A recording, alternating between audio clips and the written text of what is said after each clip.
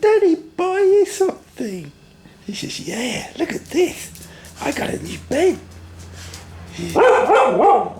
I came inside from in the kitchen and found this thing. Yeah. She's testing out the new bed.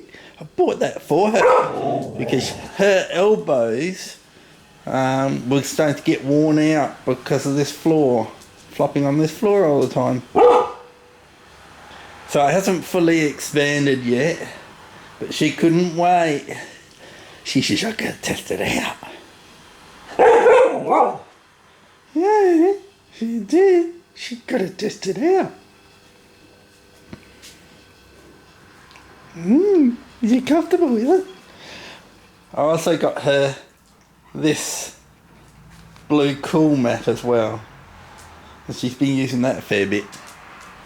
But it's a lot cooler today. She doesn't need the cold mat. So she's got a comfy bed.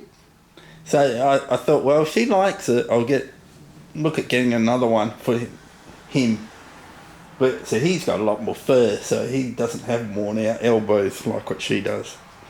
So she's the one that really needs it. And he's had a bed before, and he always just, which is about the same size as that, and he would always flop next to it. He'd never actually use it.